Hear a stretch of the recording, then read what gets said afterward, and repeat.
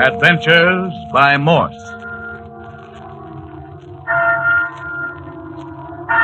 Carlton E. Morse presents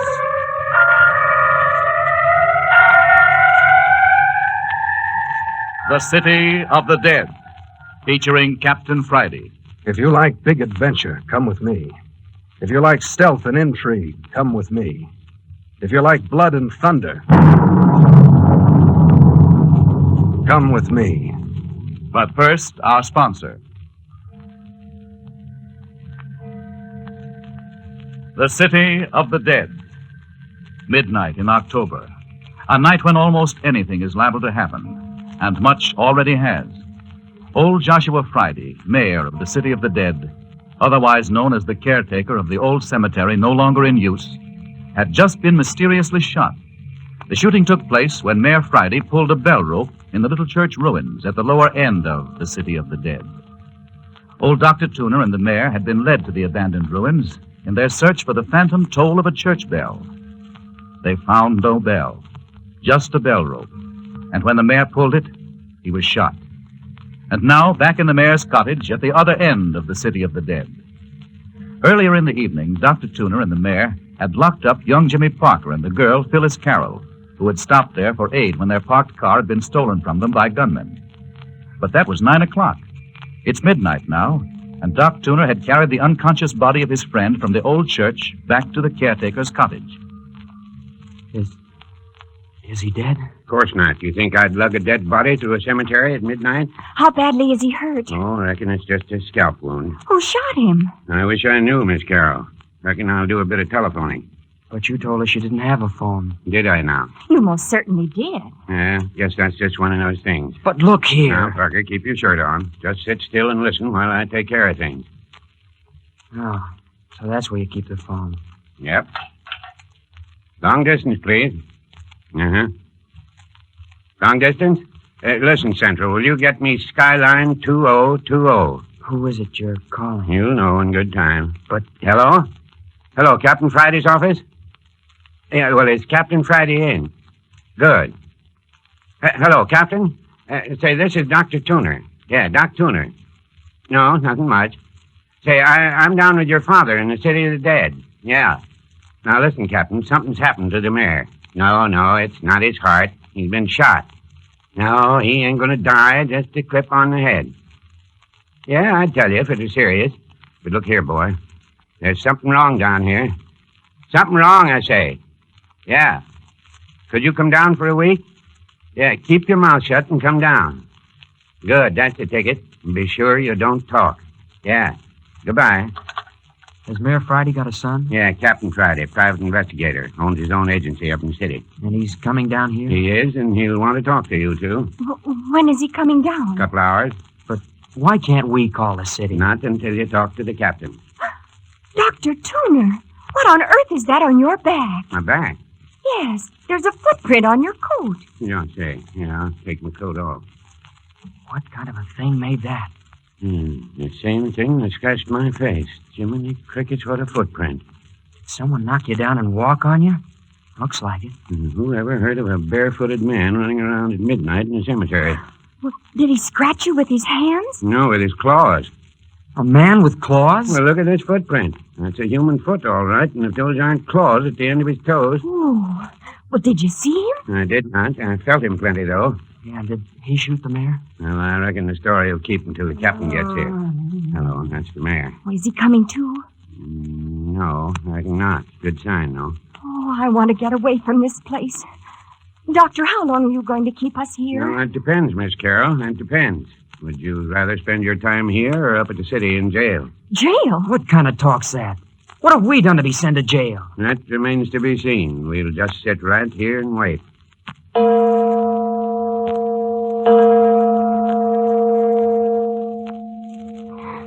2 o'clock. Oh, dear. There he is. That'll be him. Hello, Doc. Hi, Captain Friday. You made a quick trip. One of the traffic boys brought me down on his motorcycle. How's Dad? Just as I told you, not in the slightest danger. Still unconscious, though. This is Miss Phyllis Carroll and James Parker. How do you do? Company, eh? Well, in a way, maybe. Not company? What then?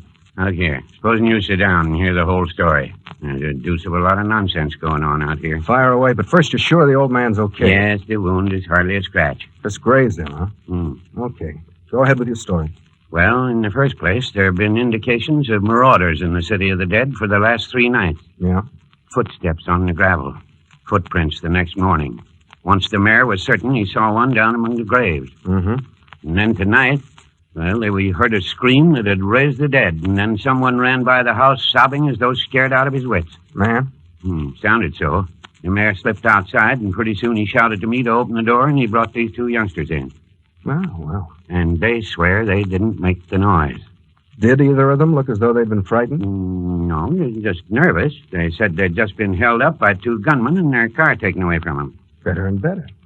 What next? Well, after they were held up and were walking toward the cottage here, they say this frightened man that the mayor and I heard ran past them. Did you get a good look at him? No, we got off the road when we heard him coming. No.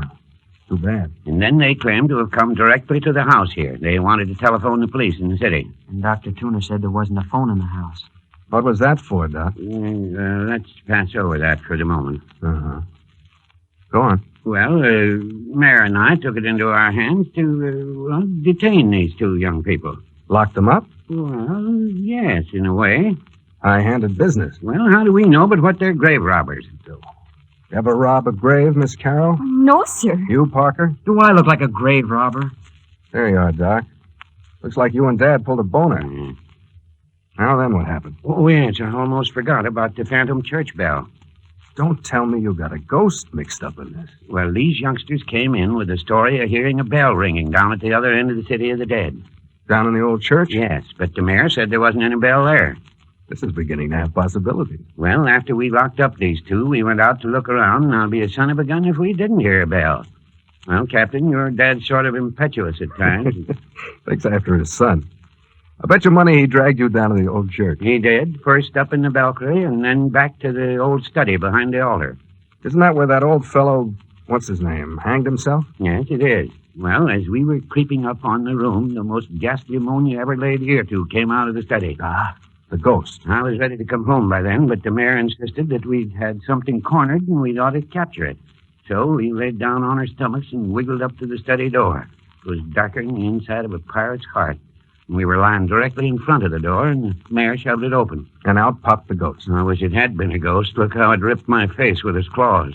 Oh, that's how you got scratched up. It ran the full length of me, wailing fit to curl your hair. You don't say. It ran out of the building, and the mayor and I jumped to our feet, and your dad switched on his flashlight, and the study was empty. Naturally. But there was a new bell rope hanging through the ceiling. The bell. That's just what your dad thought. He gave the rope a yank, and someone shot him. Yeah. But did the bell ring? Blamed if I know. I was so rattled I didn't hear anything. I didn't wait. I grabbed the mayor up on my shoulder and didn't look back till I got home. Amazing. Offhand, how do you think Dad was shot? There are no windows in the study, as I remember. No, there ain't. And I'll swear there wasn't anyone in that room but us. Could anyone have shot from the door? No, it had swung shut. And besides, the mayor had his back to the door, and he was shot from the front. Curiouser and curiouser. Tell me more about this animal that gave you the trouncing. Now, here, look at that footprint on my coat. Does that look like animal to you? No. Barefoot man, what do you know? And look at those claws. I don't believe it, Doc. That footprint and these scratches are all the proof I want. Then I'm supposed to find a barefoot man with claws, a phantom church bell, a hysterical man, not to mention 2 auto thieves. More than that, I'm supposed to find out why 2 law-abiding citizens, one of them my own father, have practically kidnapped a perfectly respectable boy and girl. I reckon you'll be just as well off not to look into that bangle very close. Oh, yeah, and there was something else. You know the mayor's got a sort of a half-wit gardener working for him. Old Lammy Fink? Is he figuring on this, too? Well, we found his cap down among the tombstones as we were going down to the church. Here it is. The mayor said he saw Lammy wear it home from work last evening, and it looks to me like Lammy was back in the city of the dead last night. No, not Lammy. He's scared to death of this cemetery after dark. That's what your dad said, Captain. Now, that's the truth. I know Lammy. He wouldn't come near the place after sunset. Well, then explain the hat. Give me time, Doc. Give me time. I've been here a half hour yet. Look here, you 2 talk and talk. Aren't you going to let us call the city? Well, what about it, Doc? Going to let our young friends depart in peace now? No, look here, Captain Friday. We can't do that. I want to talk to you alone for a spell. All right, Doc, if you're ready to talk. You don't mind if Dr. Tuner and I adjourn to the kitchen for a little chat, do you? Come on, Doc.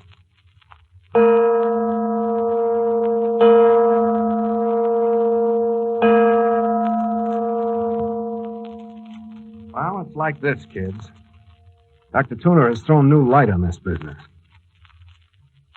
Suppose you tell me, Mr. Parker, who you are, what you do.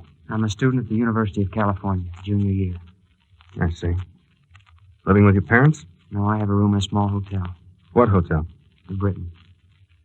Would you be missed if you didn't show up for, say, a week? Why, I suppose so. I see. What about you, Miss Carroll? I don't work anywhere. Live at home? With my mother. What's your address? The Brundell Apartments on Jackson Street. Any phone? Franklin 7076. But you aren't going to keep us here, are you? Tell me this, Mr. Parker. How did you happen to come down to the City of the Dead tonight? Just driving. No ulterior motive. I mean, besides the moon and the girl. No. Well, look here, you two. You seem to have gotten yourselves into a mess. But no. Yes, wittingly or unwittingly. Now then, you have a choice. Either you remain here for a week and submit to being locked up nights and having a guard at all other times, or else I'll have to take you back to the city and have you locked up. We haven't done anything. That's to be proven. I can have the police hold you for investigation. I don't understand it. I don't know what it's all about. You can't do this to us. Nevertheless, it's happening. Now then, which shall it be? I don't know what to say. I want to go home. Well, that's impossible at the moment, Miss Carroll. If you chose to stay here, I'll make it right with your mother. Likewise with your hotel party. Oh, Jimmy. We could get out on bail. Not on a held for investigation charge, you couldn't. Believe me, I'd advise you to stay. Jail's a rotten place to spend time. Oh, yes. Oh, please, let's stay here, Jimmy. Well, all right. We'll stay. Good. I'll run up to the city in the morning. Probably get back tomorrow afternoon about 5. You're going to the city to check up on Jimmy and me? Is there any harm in that? No. No, I guess not. That's fine. You two wait here a minute. I want a word with Doc Toole. Oh, Jimmy, darling, what have we got ourselves into? Well, get hold of yourself. I knew we shouldn't have come. I knew it all the time.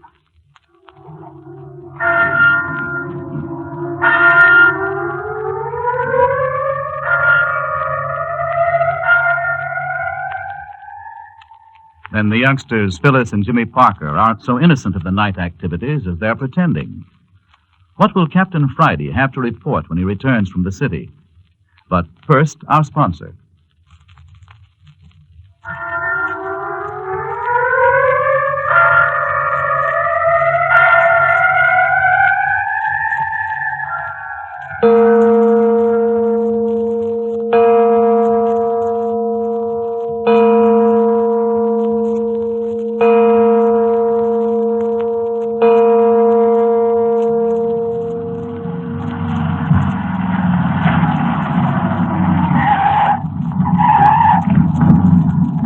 Hello, Dr. Tuner. Back again. Well, back to the city already? Quick trip, Captain Friday. Yep, sitting pretty. Oh, hello, Miss Carroll. Didn't see you and Jimmy. Did you see my mother? I did the first thing this morning when I got to the city. I left her not the least bit worried. But how did you explain Don't give it a thought. Just settle down and have a good time while you're here. How's the mayor, Doc? Yeah, he came to just after you left this morning. He was feeling so rotten, I gave him a mild powder. Still sleeping. Did you tell him you brought me down here? Yeah. What did he say? No, he growled a little bit, but he's really tickled. He was. Old son of a gun. Say, Doc, what time are you going to give us some dinner? Oh, in about an hour, if Miss Carroll here will give me a hand. Why, of course I will. Well, that'll give Parker and me a little time to look about. Like to come along with me, Parker? Why, sure. Good. We'll take a run down among the tombstones. See you later, Doc. It's been a long time since I had a good look at the City of the Dead. Oh, that's so? Mm-hmm. Here, let's cut across this way. Where are we going? I want to look over the ground where the mayor and Dr. Tuner picked up Lammy Fink's cap last night. Did Lammy show up for work this morning? I guess not. I heard the mayor and Dr. Tuner talking about it when the mayor came to. Doc promised to go over to Lammy's cabin and see what was the matter. Did he go? I suppose that's where he went. Anyway, he locked Phyllis and me up about noon and was away for a couple of hours. Yeah. Be careful where you walk and let me know if you find any footprints. Not that you're likely to find any on this grass. Captain Friday, what's it all about? Why are you keeping us here like this? Answer me one question, Parker, and perhaps I can answer both of yours. Well, if I can. What were you and Miss Carroll actually doing here at the City of the Dead last night? I told you. See, there you are. You won't play square with me. How can you expect me to be on the up and up with you? But I tell you, it was just an accident that brought us here last night. And I tell you, I think you're lying. Look, just because you're a private detective... Now, Parker, don't get nasty. If you don't want to talk, it's all right with me. I'll find out for myself eventually. In the meantime, our relationship can be pleasant or strained. However you want it. You won't find anything out about me. You took the trouble to look me up while you were in town. I did take the trouble. Well? I found you just what you purported yourself to be. A junior at the University of California. Likewise, Miss Carroll told the truth. Well, doesn't that satisfy you? Under ordinary conditions, I'd be willing to give you the benefit of the doubt. These are extraordinary circumstances. In what way? That remains to be seen. Oh, just a minute. Here we are. Dr. Tooner said they found the cap just a little to the left of old Lady Gregory's grave. If I remember, that would be right over there. You mean you know every one of these 10,000 graves by heart? Well, not all of them. I got a pretty good idea of the lay of the land here. You see, when I was a kid, this was my playground. What a curious childhood. Yeah, that's the grave, all right. Now then, suppose we can do a little looking around. Exactly what do you expect to find? I don't know. Look here. If Lammy Fink was here among the graves after dark last night for some diabolical reason, and believe me, it would take the devil and a legion of his assistants to get him here, there must have been a reason for him leaving his cap behind. And you expect to find out what took him away in such a hurry that he didn't have time to stop for his cap? No, it would help. Say, don't you suppose the fellow that ran by us sobbing was Lammy, do you? I've been wondering if it couldn't have been, since I heard about this cap business. Sounds like something Lammy would do. Found anything? No, sir. You? Yep. Rather what I expected to find. What? Well, what was it? I don't see anything. You don't, huh? Come on, I've come all I've come to see. Let's get back to the cottage. Doc will be having supper for us by the time we get in and cleaned up. But what was it you saw, Captain Friday? You'll find out soon enough, Parker. Don't push me. I'm not much for going off before I'm primed and loaded. I promise you this much, however. This is going to be the biggest night this cemetery's had in a lot of years.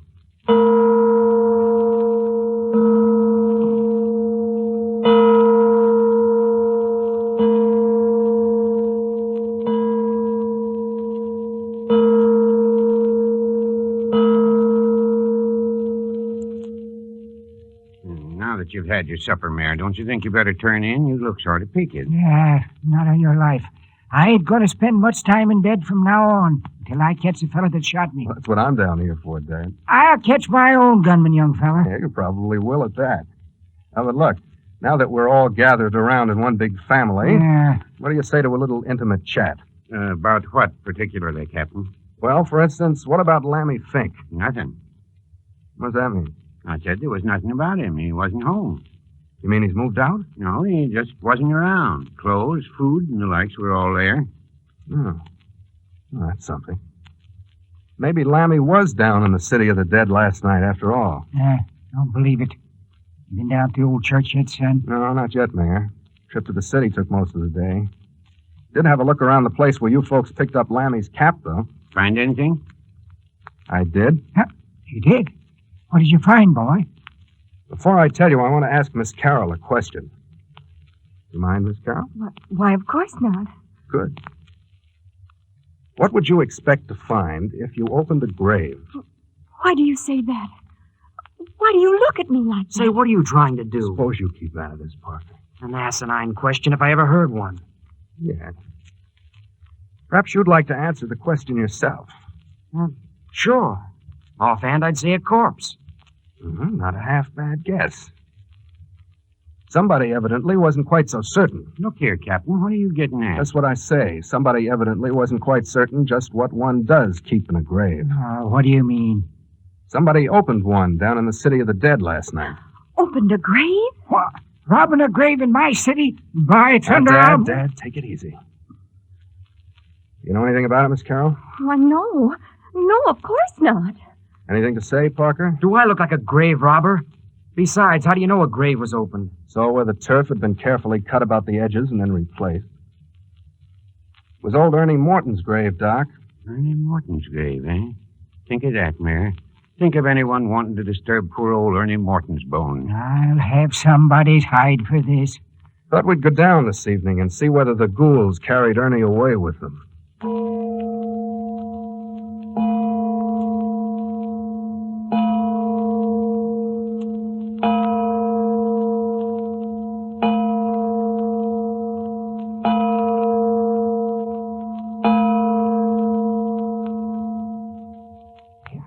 Yeah. Here she is. Here's the grave. Yep, this is the one, Mayor. Strip off your coat, Parker. You and I are going in for a little heavy exercise. I'm to help dig? That's the idea. Hey, see here? The sod's all loose. We'll lift it off first, and then it can be replaced. The ghouls who did this knew their business. That's a neat job, huh, Dad? Oh, excuse me, Doc. Now, keep out of your way. It is a neat job at that, eh, Mayor? Yeah, too neat. It'd take an expert to cut up the sod as perfectly as this and replace it in this manner. Know anyone who could do it besides yourself, Dad? Any landscape gardener could do it. Here, Parker, pile the sod like this so we can fit it back together when we get through. Could Lammy Fink do it? Lammy? Why, of course he could. Yeah. So I thought. But look here, son. You can't make me believe Lammy'd come down here and open a grave himself. Hey, listen to that, Captain. Church bell, all right. Yeah, coming from down toward the old church, too. Looks like I'm going to have to take a run through the ruins tomorrow. Well, go through in the daytime. No godly man would ever go in there at night. The Mayor and I know, don't you, Mayor? Yeah. Well, enough of the heavy work, Parker. Here's a shovel. You work at this end, and I'll work at the head for a while. When we get down a foot or two, we'll have to work in relays. There won't be room for us both. I'm not used to this sort of thing. You're not, huh? What about those blisters on your fingers and the palms of your hands? Blisters? Certainly. You don't suppose I'd overlook your hands, do you? Well, I didn't get them digging up bodies. Look to me as if they were made by a shovel. Suppose they were. Well, Why don't they stop ringing that bell? getting on your nerves? Yes, it is. What about those blisters? Well, I'm working my way through college, if you must know. So? Got a job gardening. What's the use of lying? It'll only make it worse for you. I'm not lying. Here, rest a moment. Get your breath. Yeah, you're making good headway. Down about 1.5 feet already. Yeah, the dirt's still loose. It's easy digging. Here, don't you want me to take a hand at shoveling? No, Doc. You'd creak under the weight of a shovel full of dirt. Thanks for nothing. You know, it's been 20 years since we laid Ernie away. Do you remember it, Mayor? Yeah. It was storming to beat the deuce. There wasn't anyone present except you and me and the 2 grave diggers and the fellow that drove the hearse. Yeah, Doc, I remember. One of the grave diggers had to keep bailing out the grave until we could get Ernie into it. Did you help bury all of your patients, Dr. Tour? Every last one of them. Sort of a little courtesy, if you get what I mean. I saw them through life, saw them safely tucked away in the ground, and now I sort of watch over them while they sleep. I'll go to it, Parker. If you got your breath, you take a shift down in the hole, and then I'll follow you. Yeah, sure, but... Well? Well, suppose I dig into something. That'd be awful. Well, suppose you do. Sing out, and we'll all come down and take a look. I don't like it. Good full moon tonight. Yeah. I never stood around on one foot in the graveyard at night before. It does give a fellow the creeps, don't it? Getting the molly grubbles? You begin to see things. Bless my soul, did you hear that? That's it, son. What do you mean? It's the claw-footed man. Claw-footed man, huh? I don't see anything. There, over there. There's something white moving. It disappeared. Listen. Captain Friday. Captain Friday. What is it? What's the matter, Parker? I've dug up something ghastly. His dead arm is reaching up to me.